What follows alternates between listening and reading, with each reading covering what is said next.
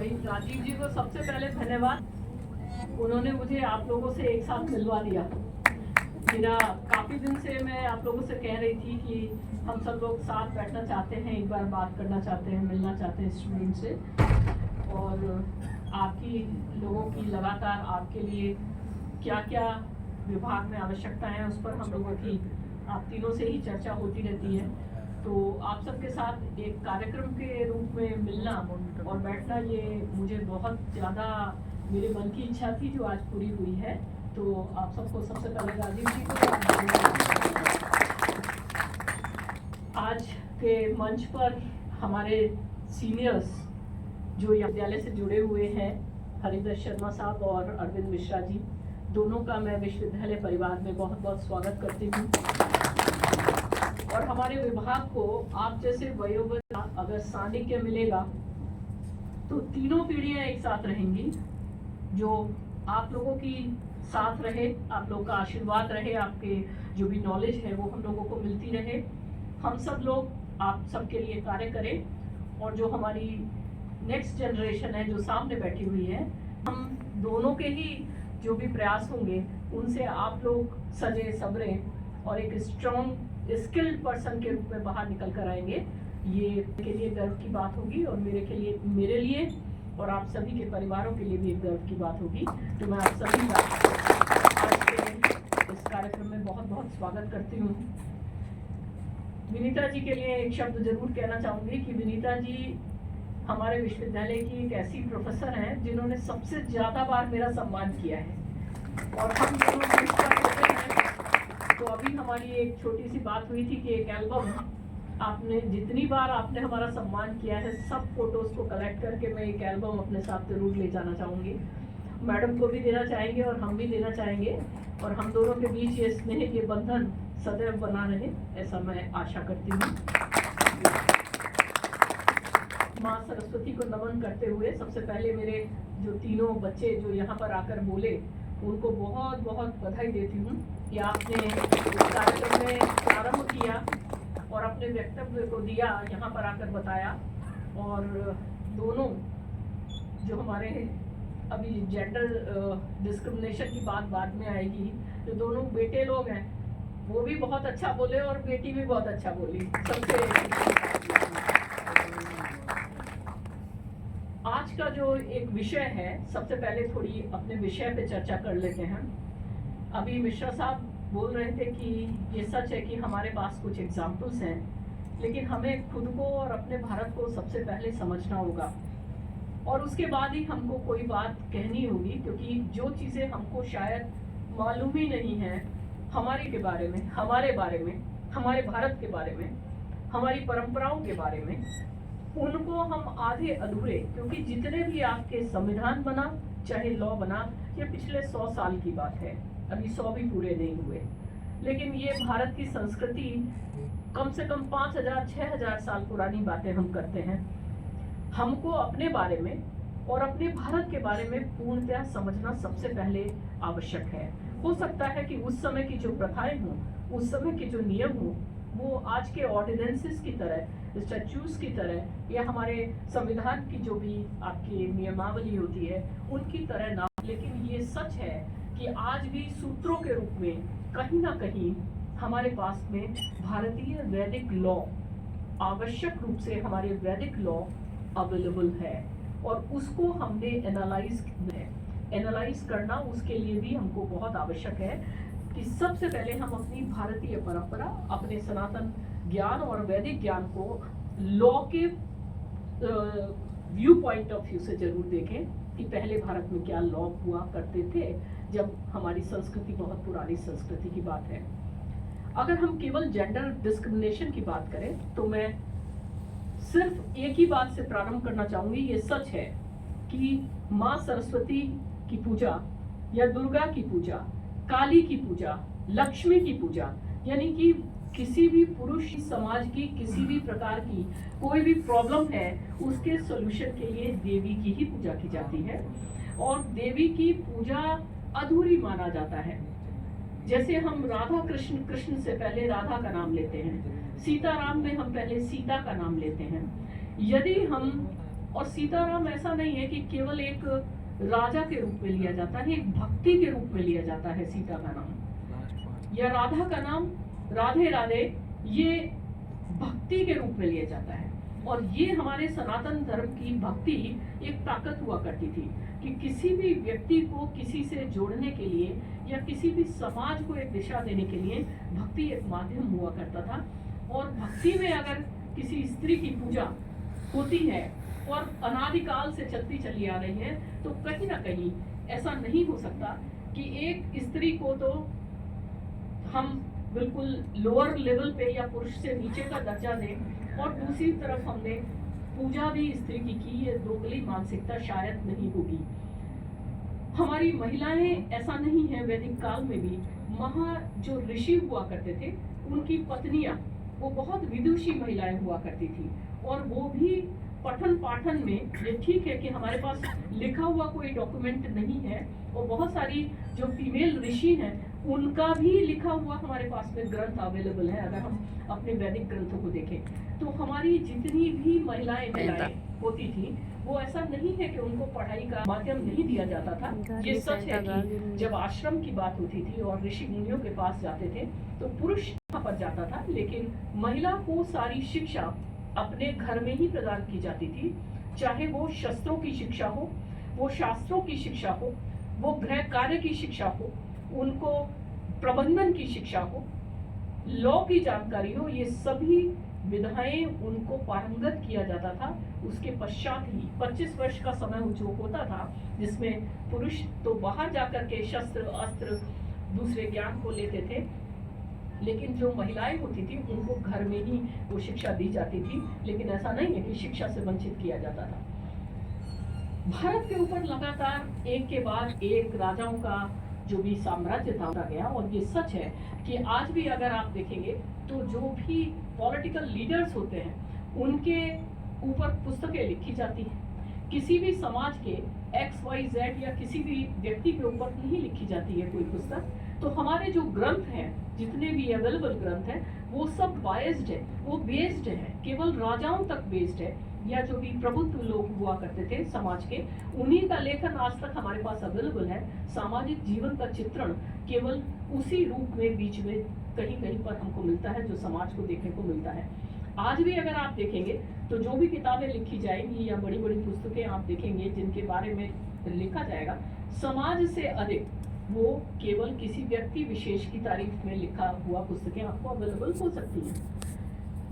लेकिन एक बहुत बड़ा विषय ये है कि जैसे जैसे हमारे ऊपर लगातार आक्रमण होते चले गए, उन आक्रमणों की संस्कृति में जब ये आया कि हिंदू महिलाएं जिस पुत्री को अपना जो पिता है वो बहुत असीम स्नेह करता था, उसके साथ में अगर दुर्व्यवहार करने वाला कोई आक्रमणकारी आ जाता है, उसको प्रोटेक्ट करने के लिए, और ये मालूम है कि विवाहित स्त्री को वो नहीं छुएंगे, तो गर्भ में ही विवाह प्रारंभ हो गया, बाल विवाह प्रारंभ हो गया। ये सारी प्रथाएं जब हमारे आश्रमों की 4 आश्रम हुआ करते थे जिसमें 25 साल तक लोग बाहर जाकर पढ़ते थे और हम गृहस्थ आश्रम में प्रवेश ही 25 साल में करते थे, तो आप स्वयं बताइए कि बाल विवाह कैसे हो सकता था। तो बाल विवाह की प्रथा भी ये पहले सनातन की, ये हमारी वैदिक परंपरा का भाग नहीं है। 25 वर्ष के पश्चात ही शादी होती थी। गृहस्थ जीवन, वानप्रस्थ जीवन, ये सभी वर्णित हैं। और इसी में अगर आप देखेंगे कि क्योंकि प्रोटेक्शन ऑफ गर्ल चाइल्ड, बच्ची को उसकी एक शारीरिक जो असमानता है पुरुषों के साथ में, उसके लिए उसको संभालने के लिए बाल विवाह प्रथा चालू हुई। धीरे धीरे बाहर निकलना बंद कर दिया, उनको पढ़ाना भी बंद कर दिया, उनको पुरुष से संपर्क खत्म कर दिया। और ये कारण सबका सबसे बड़ा कारण था, वो था शिक्षा। जो शिक्षित वर्ग थे उनकी सोच, और जो शिक्षित नहीं थे, क्योंकि कर्म के आधार पर वर्ण किए गए थे, जिसमें पंडित को, यानी कि जब आपका 4 वर्ग जो किए गए थे उसमें आपको पता है कि जो क्षत्रिय हैं उनको क्या काम करना है, शूद्र हैं उनको क्या काम करना है, जो पंडित हैं वो लेखा जोखा का काम करेंगे, पढ़ाई लिखाई का काम करेंगे। तो उस समय जो शिक्षित वर्ग था, उस शिक्षित वर्ग में जिसमें लेखन प्रथा थी, उन्होंने अपने अलग तरीके और बाकी प्रथाओं ने अपना, बाकी जो भी वर्ग थे उन्होंने अलग तरीके से काम किया।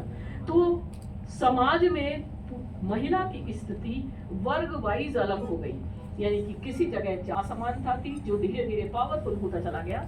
वो एक अपनी विशेष वर्ग की स्त्री को तो प्रोटेक्टेड रखता था, लेकिन दूसरे जिसको कि वो अपने से नीचा मानता था वहाँ की स्त्रियों की और कुदृष्टि देखता था।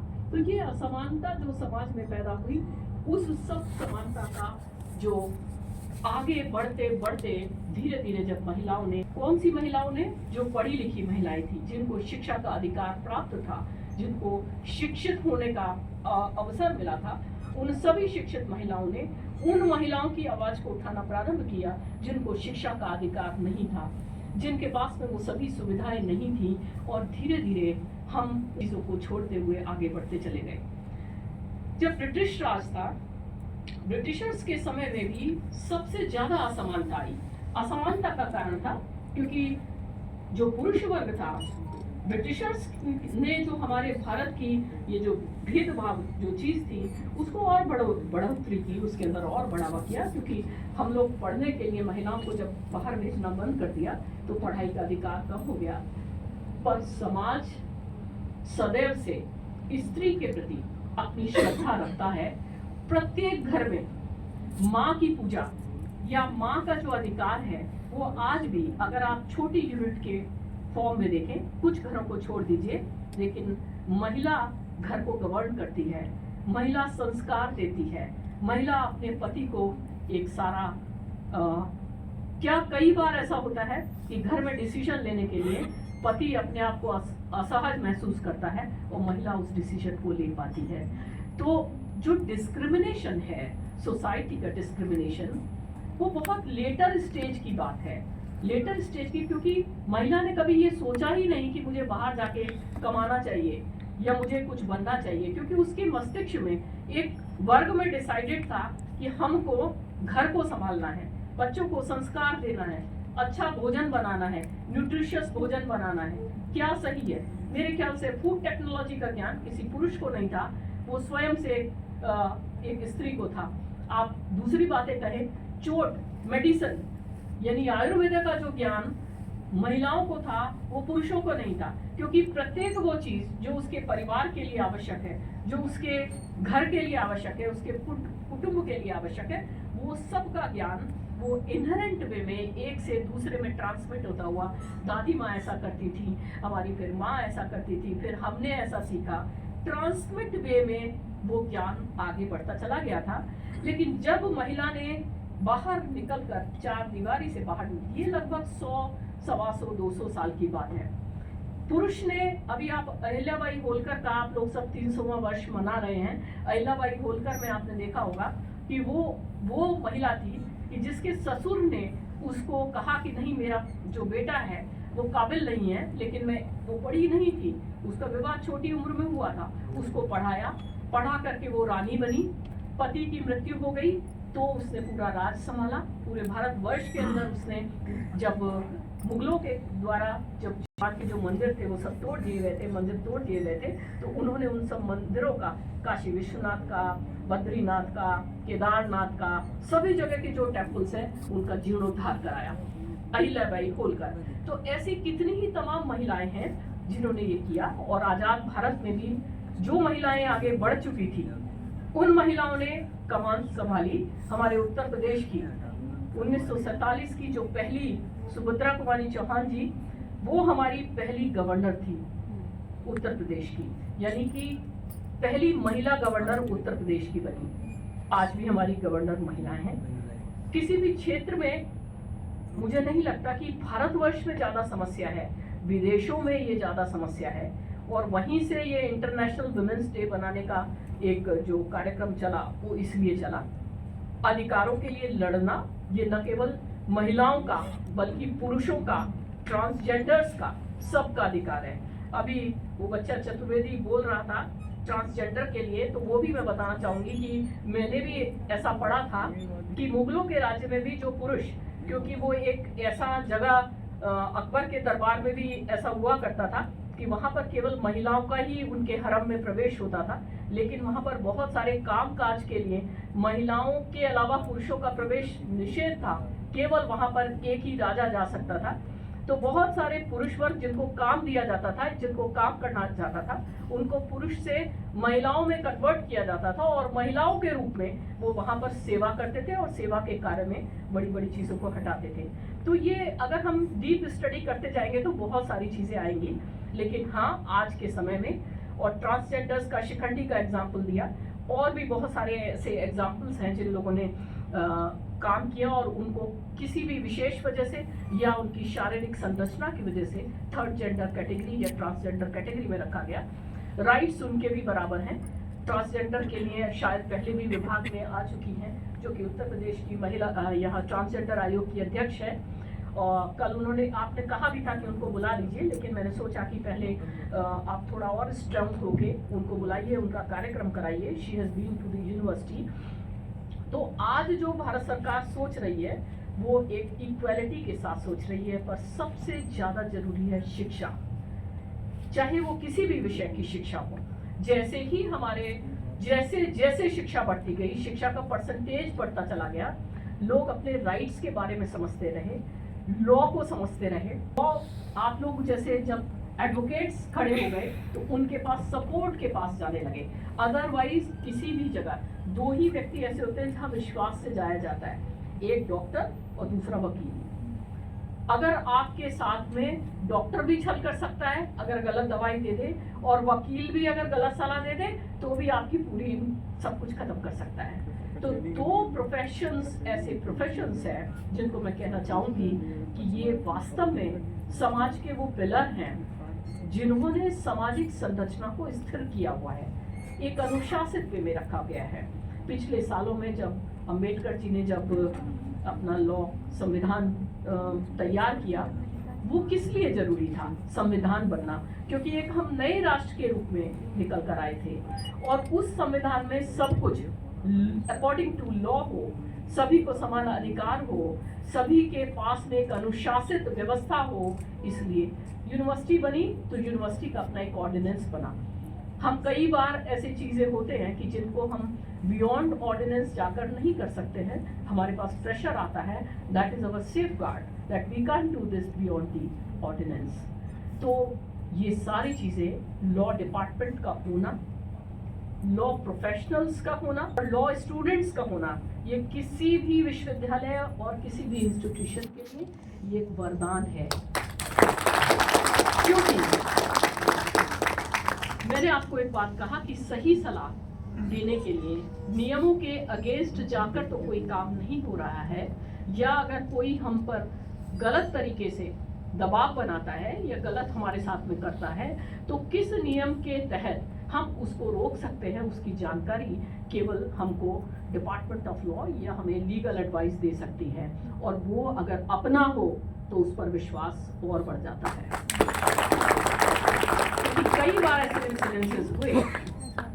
फॉर एग्जाम्पल, आप सब जानते होंगे, क्योंकि मैं देख सकती हूँ पुराने टाइम से आप लोग जुड़े होंगे विश्वविद्यालय से, या आपने सुना होगा, आप लोग आगरा कॉलेज में किए होंगे या किसी एफिलिएटेड कॉलेज से किए होंगे लॉ, कि आगरा विश्वविद्यालय के लिए बहुत सारी बातें, कुछ तो सही थी जिनको खत्म करने का प्रयास किया, लेकिन बहुत सारी बातें ऐसी हैं कि जो चाहे वो कोई भी कुछ भी कह देता है, जो चाहे वो कोई भी कुछ भी लिख देता है बिना सच्चाई को जाने हुए। क्योंकि परसेप्शन, हमारा परसेप्शन ऐसा है, हम उस परसेप्शन को तोड़ने के लिए दो प्रकार से काम कर सकते हैं। एक परसेप्शन को तोड़ने के लिए हम स्वयं में सुधार कर सकते हैं, स्वयं में परिवर्तन कर सकते हैं, और दूसरा हम उसको लीगली रोक सकते हैं। कोशिश की, जिस दिन से मैंने वाइस चांसलर के रूप में यहाँ आई, मैंने सबसे पहले स्वयं के वातावरण में सुधारने की कोशिश की, विश्वविद्यालय के परिवेश में सुधार की कोशिश की, तो व्यक्ति के हृदय परिवर्तन की कोशिश की।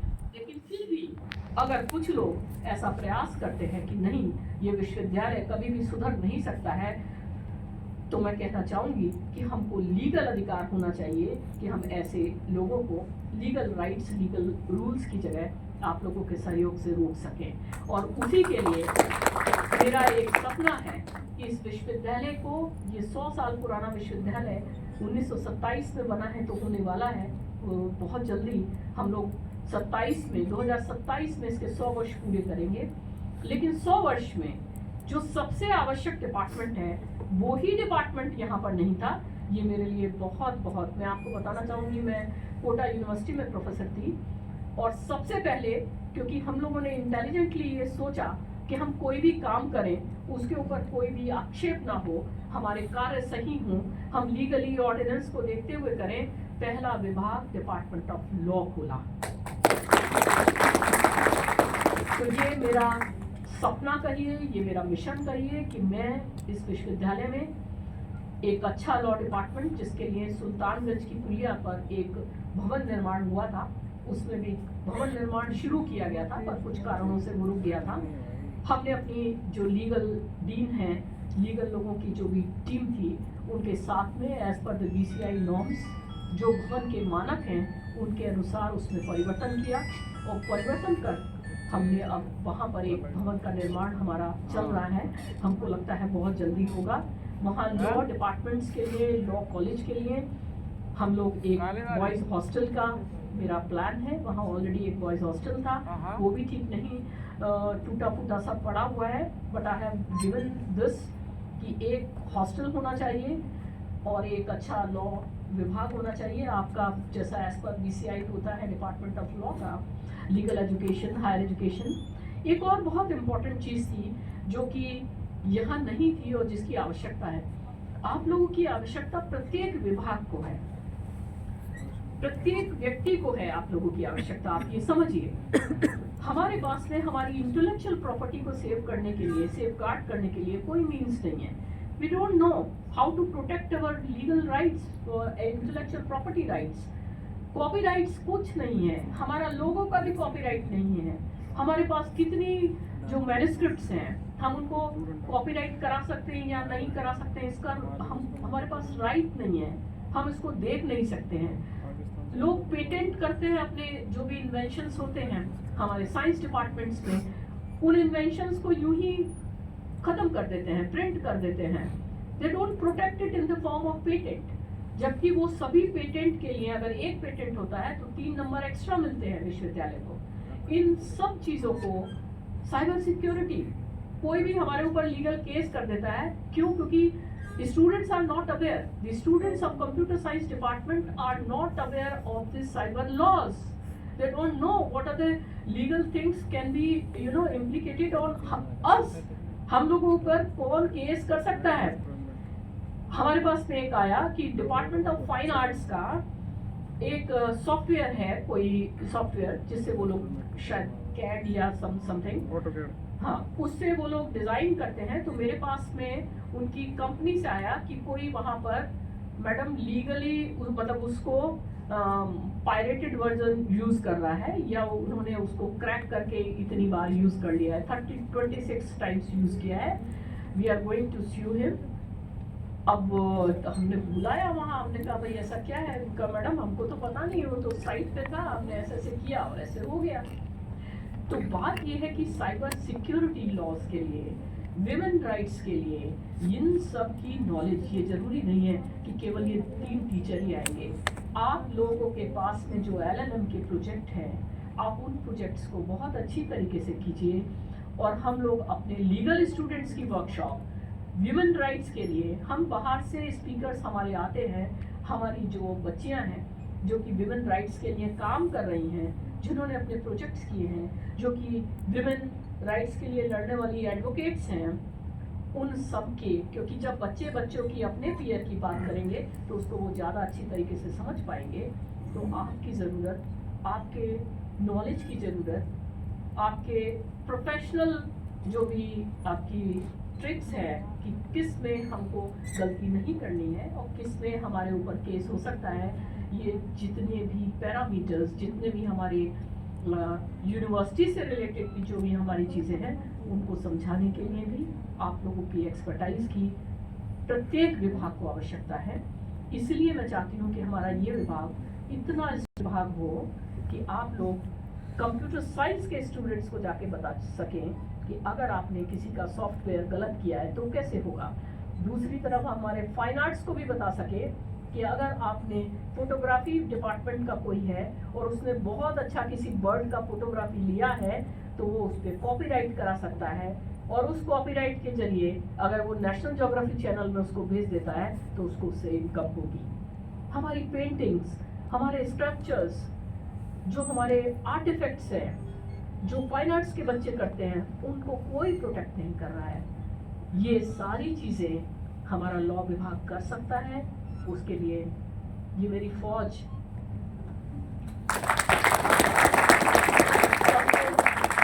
एजुकेट करे, लीगल राइट्स के लिए एजुकेट करे, बच्चियों को विमेन राइट्स के लिए करे, फुल विमेन राइट्स, क्योंकि विमेन राइट्स के लिए जेंडर डिस्क्रिमिनेशन की जो बात हुई, आज मुझे बहुत फक्र है कि हमारा विश्वविद्यालय इस जेंडर डिस्क्रिमिनेशन के किसी भी इवेंट से बिल्कुल खत्म है। हमारी विमेन सेल की कन्वीनर भी बैठी हुई है और पूरा सेटअप है विशाखा गाइडलाइन के हिसाब से कि अगर कुछ गलत होगा तो उसके ऊपर हम लोग एक्शन लेंगे। तो समाज को जागरूक करने की आवश्यकता है। मैं अनुरोध करूंगी हमारे दोनों सीनियर्स मिश्रा साहब से और आपसे कि आप समय समय पर आकर हमको इसी प्रकार से अपना आशीर्वाद और अपनी गाइडेंस देते रहें, ताकि हमारे छात्रों को भी कभी ऐसा ना लगे। देखिए, वाइस चांसलर का एक निश्चित टर्म होता है, आप सब जानते हैं, लेकिन मैं ये चाहती हूँ कि इसकी नींव, इस विभाग की नींव इतनी गहरी होनी चाहिए कि कोई भी वाइस चांसलर आए, किसी भी इन्फ्लुएंस में इस विभाग को खत्म करने की कोशिश करें या सहयोग ना करें, तो भी हमारा विभाग अपना परचम लहराता रहे। और आप सब से भी मुझे ये कहना है कि केवल अकेले, क्योंकि आपकी आवश्यकता वास्तव में पूरे विश्वविद्यालय को है, तो केवल अपने तक सीमित ना रहें, अपनी एक्सपर्टाइज कीजिए डिफरेंट सब्जेक्ट्स में और दूसरे विभाग के छात्रों को उन सब से अवेयर कराइए। I hope the future is very bright. My blessings are for all of you, and hope that we will be meeting with many more such programs in future. Wish you all the best. बहुत बहुत धन्यवाद ma'am, और आशा है कि आप